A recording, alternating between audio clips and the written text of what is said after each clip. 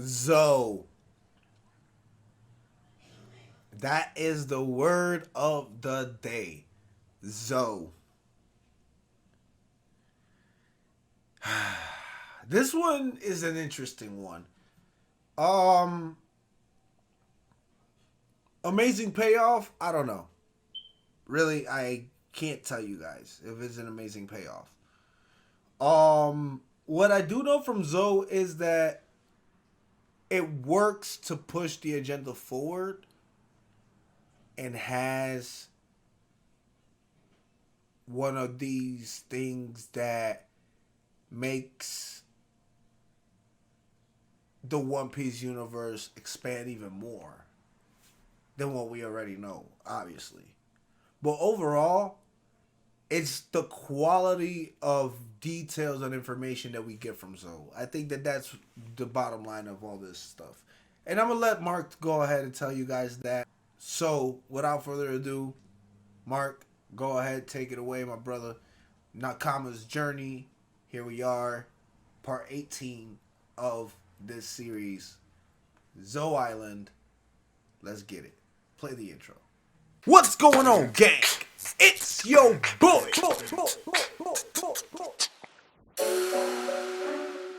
The most enchanting arc of One Piece I've read through, and I've enjoyed my time reading this arc more than practically every single setup arc in the series. I'm serious. It's immersive, captivating, thrilling, and it succeeds in establishing situations and lore that have made me even more interested in and excited for what's to come in this story. I get the feeling that Zoe might not be held in super high standing amidst the rest of the One Piece catalog, specifically because I've heard no one talk about this 22 chapter long prologue to this massive oncoming section of the story, curiously titled The Four Emperors Saga. The Four Emperors Saga. Into why I love this arc to a borderline unreasonable extent. So, without further ado, I'm Tony Not Mark, and these are my first impressions of, thoughts on, and review for the magical, the mysterious, and the magnificent Zoe arc. So right off the bat, convince me, Mark. Aspects from Please. This arc come from how it's structured, expertly interweaved with the prior Dressrosa arc, the events of which inform the beginning and consequences of this one. We are tied to the perspective of the fractured Straw Hat pirates under Luffy, whom, after defeating and handing over Doflamingo to the Navy, is now in search of his friends on the island of Zoe after they attempted to escape from Big Mom. The stakes, tensions, and questions this story establishes for its readers to come to grips with right from the get-go are palpable and massively captivating. This feels like a genuine and true continuation of the story, helped inextricably by the fact so much of what has made the arc feel visceral was set up in the arc prior, which, while relatively rudimentary compared to how advanced some of the steps he's taken in the story so far have been, the fact remains that simple and basic additions to the story like this help in a multitude of ways to not only help the pacing of the prior arc cut down, focusing the cast you need to occupy, but it also encourages the very prior arc in Dressrosa to carry a lot of the heavy lifting for this one, by establishing tension and a goal for us to follow. And this is super simple stuff in principle, but when you're dealing with the climax of the biggest arc in a long time, it's reassuring to know that Oda is always thinking about the future no matter how complicated the current circumstances are, which is something I cannot say about other properties that Toei represent, like Dragon Ball Super, which, while I did enjoy aspects of it to a huge extent, really had very little linking its story arcs together, causing them to feel like isolated standalone narrative instances instead of connecting ones as part of a greater story like One Piece effectively accomplishes time and time again. This is what I loved about the setup for Zoe as an arc. But how did I enjoy the arc? It's a delicious arc that left me hungry for so much more. Exactly what I want from every arc I read through. Served to make this story as interesting and well paced as it was. So let's go through. This is a really good setup arc. And how it implemented them in such an effective way. Kicking things off with part 1. The unknown and the mysterious, making their next move. However, we are only at this point made aware of the circumstances surrounding Luffy's group on their way to rendezvous with the rest of his crew. And due to One Piece being the story of Luffy, this arc offers a unique circumstance wherein we know exactly the same info Luffy does. And because he doesn't know where the rest of them are, nor what sort of fate had befallen them, like did they make it to the island of Zoe? Did they get captured by Big Mom? Or did something else happen to them that we aren't aware of yet? These are all questions swirling around in Luffy's mind, and by extension, us, linking us to the story in a very visceral way, assessing the possible outcomes as the story presses forward. And as the story highlighted during the initial voyage to Zoe, It reinforces what we are voyaging for, the missing Straw Hats, with Nami not being there to navigate, leading to various navigation tribulations, and with Sanji gone, Luffy tries his hand and fails at whipping up some grub for his team. These are small inclusions in the story, but just like Amazon Lily demonstrated Luffy lacking in certain areas his friends helped him with, so too does this arc demonstrate the struggles they face when they aren't all united, proving in addition to the emotional reasoning we have to find and regroup with the rest of them, they add a utilitarian one. They need each other to survive. In addition to those reinforcements of the established themes of this arc, we're also greeted by some really... Look at Chopper. Look at Chopper. Rocking them pearls. Look at Chopper. Fallout and points of view from various characters. Dragon expresses that he wants to gather all of the revolutionary leaders and seems to show more interest in Robin than his own son, which I call BS on, seeing as he saw to his son's safety in Logtown. Don't think I forgot about that, Mr. I can control the weather or something maybe like that. But I can control the weather, maybe something like that. Blackbeard seems to have the location of this revolutionary base, targeting it as something in need of overthrowing, which I'm exceedingly excited for, considering I've been waiting for Dragon to do something for ages. He's shown in Logtown, we see a glimpse of his picture in Alabasta, and really he's peppered throughout this tale, but never ever the focus. So I'm interested to see where this plotline goes. And finally, before I move on, it's briefly mentioned that there exists this big individual, while being encouraged by his mother, who claims to be the son of Whitebeard. So yeah, don't know what to make of that. These side stories are really the only instances in this arc that draw our attention away from the main plot, which I'm honestly thrilled about, because this happens when they discover and arrive at Zo. Right. And man, was I not prepared for what I saw. This reveal, with it being a combination of both awe and astonishment, created within me a feeling I can honestly say I not for a second anticipated or saw coming. For me, this is the single greatest reveal spectacle of the entire series, bar none. And I mean that. The surge of questions, curiosity, and the surge of questions and curiosity was, needless to say, enough to spur on my desire to explore this world and uncover its secrets that bit more. We were looking for an island called Zo, and what we discovered was a landmass carried on the back of the single largest creature ever shown to us in this series, a 1,000-year-old elephant as it marches dead-eyed across its world. Where is it going? Why is it walking? How did Zo get on top? What is on top of this elephant? All these questions swirled across what is on top of this a elephant? beautiful cocktail of curiosity and intrigue. Needless to say, I adored how this story was structured, but now I adore how it's framed. But the first question is, how in the hell are they going to climb this thing? Well, a certain samurai with an incredibly helpful power has a proposal. No.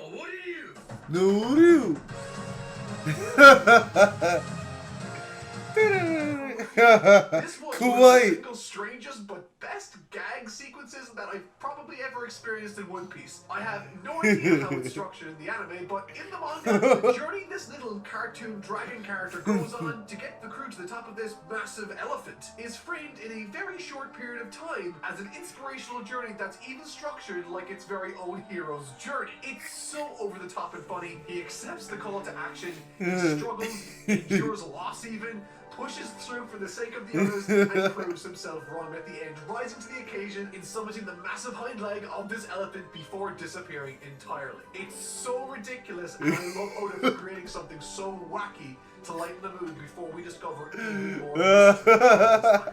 What's more is that at this point in the story, I had a theory brewing which proved to be wrong, but I'll tell it anyway. So the Straw Hats, the rest of the crew here, came to this island in the first place to retrieve the third and final part of the samurai group, a ninja called Rhizo. Now, no description is given about this character, and when the two samurai fall off the elephant, they do so after a monkey fell from the island towards them. For the longest time, I was convinced that this little monkey guy could have been the ninja Rhizo, but it wasn't. It was just a monkey. It was just a monkey. Appalling prediction.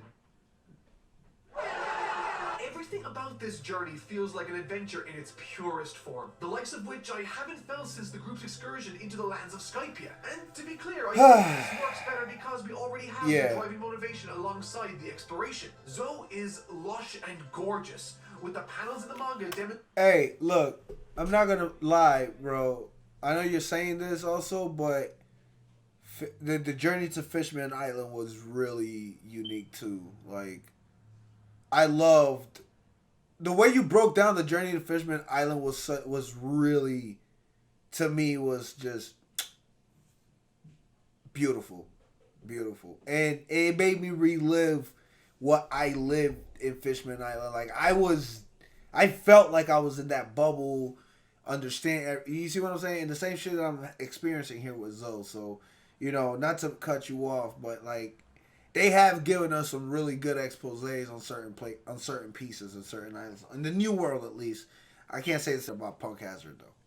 Demonstrating this fact at every available opportunity. But curiously, once Luffy races off on his own in excitement, Robin remarks that there are clear signs of a struggle, citing that whomever lived here, their civilization looks as though it came to an abrupt end 2 weeks ago. And I just love Robin's deductive reasoning in this section, looking around at all the architecture, inferring from its construction that this was man-made and that they lived here for a very long time. Made abundantly true when the elephant itself spouts water onto its back, which in turn gives life to the entire area, but also causes them significant stress because they weren't really anticipating that. It's that honestly give believability to the world of Zoe. Of course it needs water to survive, and of course the elephant will always need to cool itself off. And it's those admittedly brief moments of detail that add so much to this world. And once we discover the inhabitants of this island, we learn that any and every anthropomorphic creature we've ever met in this using the Donkey Kong country music always makes it better. Back of this elephant. That includes the bear from Law's Crew. Again, like any good addition to this strong story, it enriches the prior stories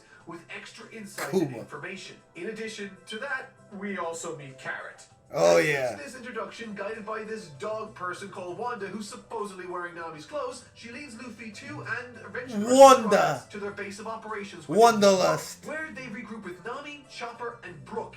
But one person is curiously missing: Sanji. Ooh. So where is he? And this instance, when the crew finally meet up with and reconvene with each other, is where the first section of the story ends. And admittedly, at this point, I had a ton of questions, but thankfully, the next section did exactly what I wanted it to do. Answer. It went back in time and showed us what transpired right after we left off with the crew as they were being pursued by Big Mom's ship. The story came together and filled in the holes in the plot. Section 2. Do it. Filling in the timeline. From this point in the story, there will be nothing but revelation. Nothing but revelation. With the events that have transpired since we last saw Sanji's group 11 days ago in the story. Interestingly, they actually escaped the clutches of Big Mom's ship without much effort, with Caesar in tow also.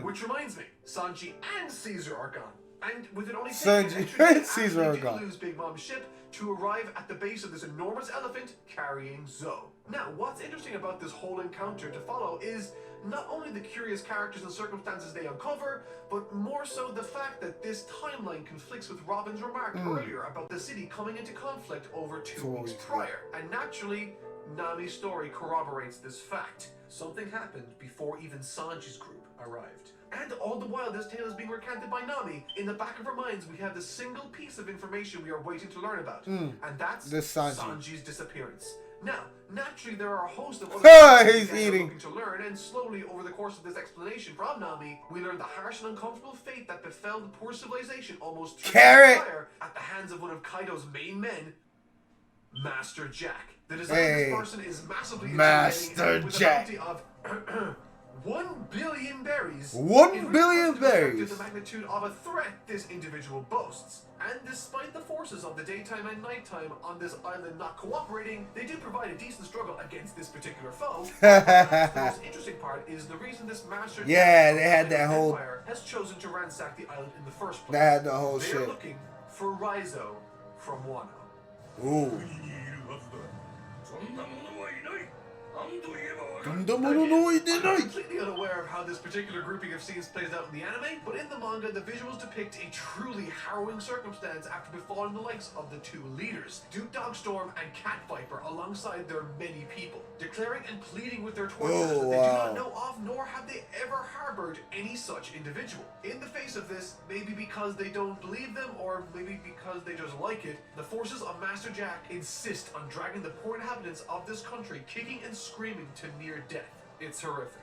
We're also introduced to a bunch of other characters working under Master Jack, including but not limited to a certain individual called Sheepshead. He's not a very nice guy. He's not a very nice guy. Out of seemingly nowhere, Master Jack was called away on an urgent need, leaving just the skeleton crew behind to finish them off. And this is where our Straw Hats Sanji, Nami, Rook, Chopper, and Momonosuke arrive with Caesar in tow. Again, every piece of information thread throughout this story helps us add context to different visuals we were shown earlier in the arc when Luffy and them arrived. Man. We've seen the ruined structures, we've seen the racks where people were left to die on, we've seen every wound this damaged civilization has endured, and now we have an appropriate context for everything. And what's more is that the events that took place in the last arc totally inform the events of this one. Down to a T. Oh, yeah. I absolutely adore that. Definitely. It might not seem like a huge issue when thrown out quickly, but something One Piece has usually been really good at is avoiding convenience when it comes to the events the characters participate in. For me, the sign of a weaker writer or weak story structure is one that has their characters arrive at a location where, as luck would have it, something is happening before that particular village or town is happening. Or maybe a random chance event lures them in. A good example of this plot orientation in action can be observed in series that typically adopt the Monster of the Week type format. They might have Monster of the Week type format, but it's by no means the focus of every given episode. In these, characters encounter fantastical things within each place they visit. This sort of causes the characters to feel more like passive participants in the world, while other more active or interesting ones inform the events that unfold. Admittedly, this is a preference I have, and there's nothing wrong with liking that format, but I love characters that are active within their own story. I love individuals that... When it grows, it grows. You see what I'm saying? Because they are causing the interesting things to happen. They deserve this story to be told about them. This is why Vegeta during the Saiyan and Namek arcs was so interesting and why I adore Luffy. Right? How many times have I described a scene where Luffy pretty much just wings it or decides to Wings randomly it. go on dolphins? He doesn't wait for the story to happen to him. Luffy happens to the story. And as consistent as ever, Luffy happens to this island too. You see, once he defeated Doflamingo, Kaido suddenly became aware of it, and because he had that skin in the game, needing Doflamingo, ordered Master Jack, someone he could trust, to leave whatever he was doing on Zou and pursue to free Doflamingo from his naval escort. The events of Dressrosa not only set up this arc, but this arc, simply put, couldn't have existed without it. It is, in the purest sense, inextricably linked with the events of Dressrosa, with, as I mentioned, its setup being informed by it, and quite it's just by the whole story was just making it. In a narrative sense, You played the whole arc, the also, old arc with the and new one. stakes would not even remotely be at the same ballpark level had it not been for the last installment. And because of this upheaval and leaving on behalf of Master Jack, once the first group of Straw Hats did arrive, they were able to liberate the people of Zou from their torturers, in addition to providing the necessary aid. And because they provided aid, when Luffy arrived with his crew, they were treated like heroes. This informs that, and that informs this. Everything is connected. Let's go. Makes sense, and now we have delicious context for it all. Woo!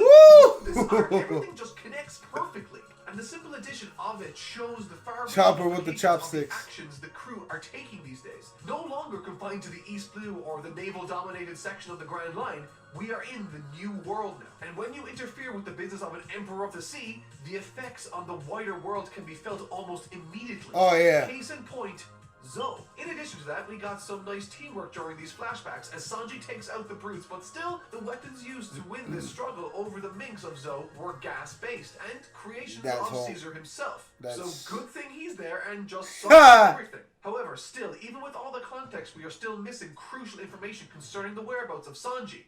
And this scene covers just that. Part 3.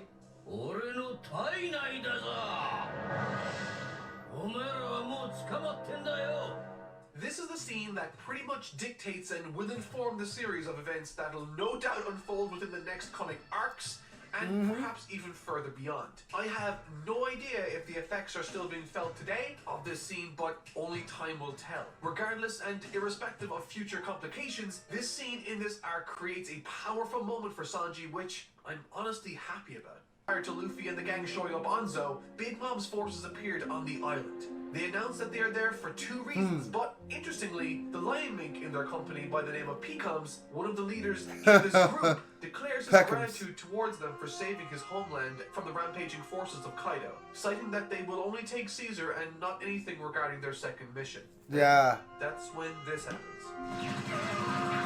Wow.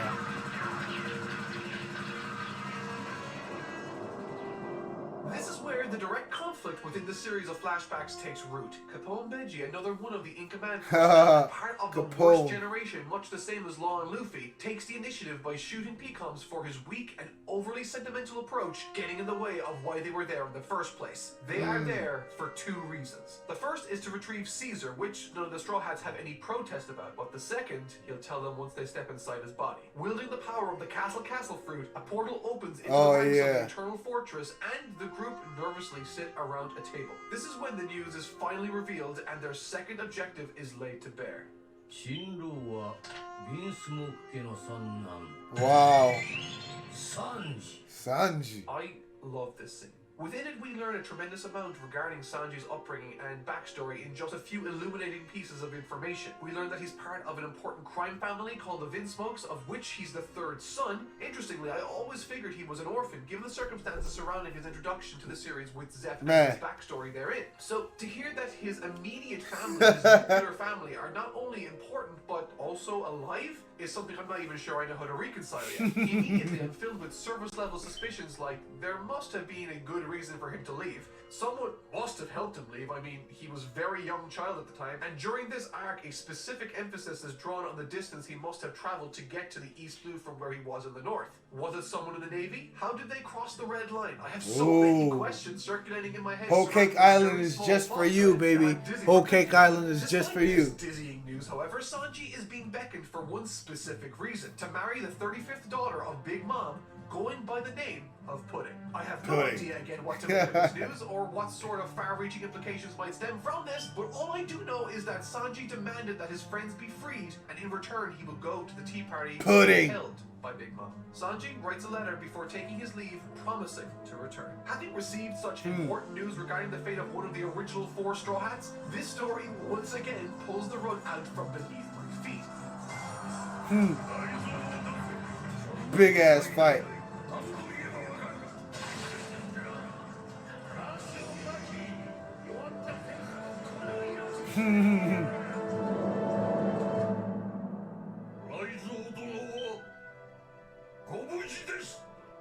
After the samurai reveal themselves to be in allegiance with the rest of the Ming civilization, this insane piece of information is revealed.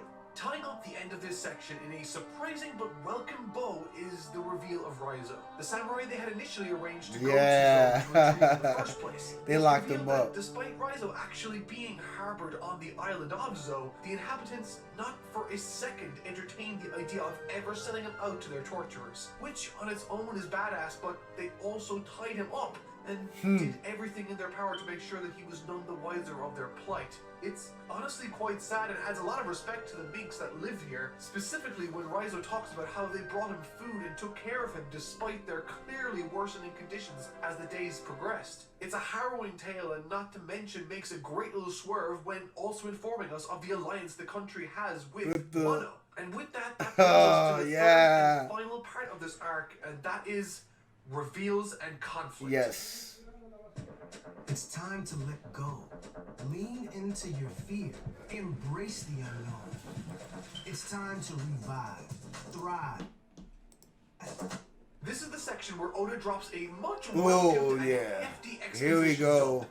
I say welcomed because of a single piece of information Wanda mentions towards the beginning of this arc, and that's that this civilization has been atop this elephant for 1,000 years, which meant that it was perfectly within reason for me to infer from that this civilization might have something to do with the Void Century. And when you look at what the ninja is tied to, it's a poneglyph. But not just a regular run-of-the-mill poneglyph, it's a redstone poneglyph, and these things are bloody important. This is the first sign of an end goal or a means with which to get the location for an end goal I have seen in the series. You see, this special red poneglyph thing is part of a 4-piece set. Each one points to a specific location in the world, and if you plot all the locations gathered by all of these on a map and intersect the coordinates, you get the location of Raftel. The reason why Raftel is important is because it was only traveled to by the former king of the pirates, and may also be the location of the fabled One Piece treasure, so it's sort of a big deal. Not just because it presents a clear and easily understandable goal for us to follow, but it also informs the rest of the story from here on out, because once the situation with Sanji gets addressed, they will have to try to locate and decipher the locations of all of these the other redstone poneglyphs. all of the other ones. Which seems straightforward, But they're you not. come to understand that 2 of these are in the possession of Big Mom and Kaido respectively. Interestingly, however, all the Straw Hats technically need to do is to find the locations pointed to on these maps, which sort of opens us up to lies in deceit. I mean, what if Luffy trusted someone who told them that the poneglyph was pointing to a specific location, only to find out that it was a lie? That would totally throw off the location of Raftel and would make for some serious tension between 2 characters. And that's just one way the story could go with this particular line of thinking. And if you think this particular revelation is the only thing mentioned in this section, then buckle up. Momonosuke isn't the son of Kinemon, or any other samurai in the party for that matter. He is in fact a noble heir by the name of which explains his attitude, further recontextualizing prior events. But what's more is that I learned the people of Wano 800 years ago created the poneglyphs, which is of course curious or obvious timing depending on your definition, considering that that was when the Void Century occurred. However, more recently, Kaido and his pirates are after invading Wano, and due to their king not cooperating, they killed him. We're talking about a guy who apparently sailed with Gold D. Roger to Raftel, by the way.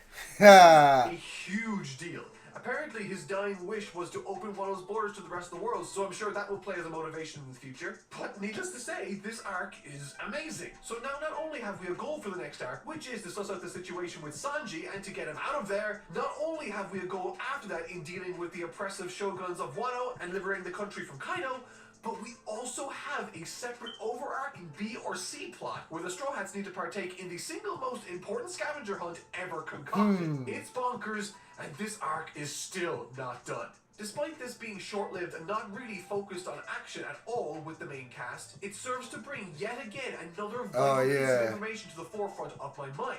Master Jack attempts to kill the elephant that's carrying Zoe, and what's more is that he almost succeeds in dealing some serious damage to the poor creature too. But thankfully, this happens.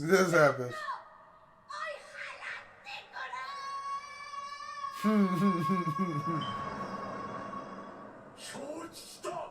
Bellowing through the skulls of Luffy and Momo is the voice of the giant elephant. And this situation is almost the exact same as the one which occurred during the Fishman Island arc with the there. Luffy can hear it, but Momo can hear it and communicate to it, ordering it to take out Master Jack in one of the most intimidating panels when the elephant turns to face its attackers. There is a subtle difference between the Neptunians and this massive elephant that I've noticed. The Neptunians seem to have their own agency, and this elephant needed the order from Momo. To me, that's super interesting, but I'm not exactly even sure why yet, and that's really what this whole arc has been. It's ridiculously fascinating. Whether it be the pursuit of Kaido's men to hunt down Marco, which I never touched on by the way, but will definitely be in the later part because I'm sure it will come up later. Crazy shit. Crazy. There's a lot to cover. Oh, Garrett! Save Sanji, or the series of panels dedicated to showing all the royal families around the world readying themselves, including Princess Vivi, by the way, for the reverie. Oh, and Master Jack is a fishman? What? And I didn't even Master Jack is a fishman? Has been completely toasted by Blackbeard. Long story short, so much is happening in this story. I am, as I've mentioned countless times throughout the duration of this video, a massive fan of the structure implemented. The opening establishes and invokes a visceral sense of mystery. The middle deals with exploring and uncovering the secrets introduced in that opening, and the final part extrapolates new and fantastical ways with which to view the world, with far-reaching implications for the story moving forward. To say that I enjoyed this would be an understatement of the highest order. In my opinion, this arc achieves a level of proficiency and efficiency. It's a good arc. It's a lot of setup. Definitely. It's exciting. It's exceptionally well written. It's got some shocking visuals and even some of the best and most inventive comedy I've seen in this series. The only setback I could see for some people out there is the level to which it abstains from the typical fight scenes. Now, there are scuffles and fights to be had in this arc, just not with everyone. Luffy being among those that don't really take part in action during this section. However, that didn't bother me even in the slightest. Even in the slightest. Fighting during Dressrosa. It was time for a break in my opinion, and Zoe was the perfect continuation. Not reaching the heights of the Sabaody Archipelago arc in terms of tension and action, I think it far exceeds it in practically every other metric. making this, for me, a contender as one of, if not the best setup arc in the entire One Piece series. Again, from the very beginning, I stated this is a lot of information, a lot of things, a lot of details, a lot of world opening, a lot of world building. That is what Zoe is about. But Zoe has this unique flavor to it that, you know, you only can get from Zoe. That's about it. I mean, every world that you go to, every island, every place that you've gone to, you can only get it from that particular place, except Park Hazard. Every other place has just been its own unique thing and whatnot. And that's the bottom line of this whole One Piece section here with Zoe. The introduction to the character cast, the new characters, Carrot, of course. Mark, you're gonna love Whole Cake Island. It's a lot of cake, man. That's a lot of cake. But we're not talking about Whole Cake Island now. We're talking about this right here. At the end of the day, Zoe is amazing in its own right. And like Mark stated, one of the best setups in the One Piece lore. And I'm looking forward to the Whole Cake Island mix. From my understanding, it's going to be a 2-part thing. So stay tuned for that because we're getting closer to the end of the series, man. And yeah, so that's it. That's all I got for you guys. I hope you guys enjoyed it. If you did, make sure you go ahead and hit the sub, follow, share. Make sure you come through, show some love and support. Y'all already know. And holla at the boy, DBGTX-YT. I'm out.